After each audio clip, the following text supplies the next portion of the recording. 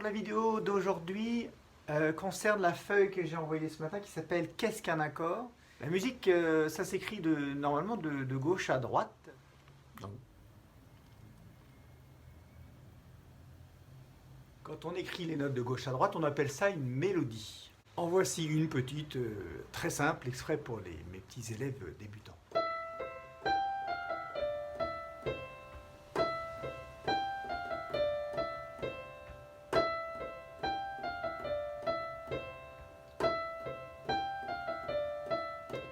Un accord, c'est quand on joue, non pas la musique finalement de gauche à droite, c'est quand on lit la musique de haut en bas, c'est-à-dire plusieurs notes jouées en même temps.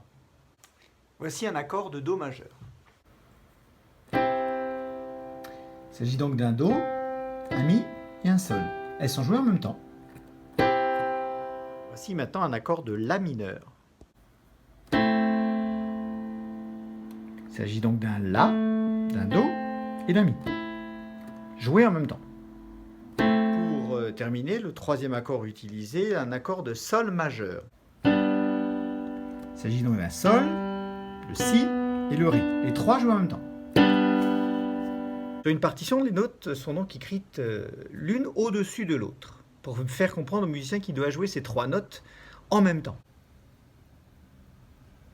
Si on mélange donc les notes jouées de gauche à droite et les notes jouées de haut en bas, ça nous donne une vraie petite chanson, un véritable accompagnement harmonieux, normalement.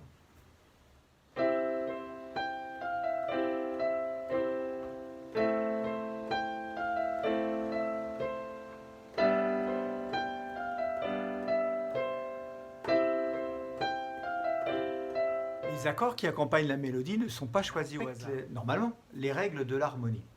Pour simplifier, on va dire qu'un accord est composé de trois notes. Et si vous comptez sur vos doigts, on va dire, si on parle en termes de degrés, qu'on va jouer la note numéro 1, la note numéro 3 et la note numéro 5. Surtout pour un pianiste. Ces trois notes, par exemple, Do, Mi, Sol, constituent ce qu'on appelle un accord parfait. Un accord peut être majeur ou mineur, essentiellement. Voici donc un Do majeur. Voici la version en Do mineur. Dans la petite chanson, nous avons un La mineur. Et bien voici un La majeur. Pour terminer, nous avons dans la partition un Sol majeur. Voici un Sol mineur. Vous remarquerez qu'ils ne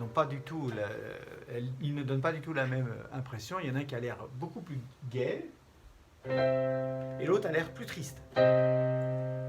Là, ça va être le contraire, puisque je vais commencer par le mineur et je vais terminer par le majeur.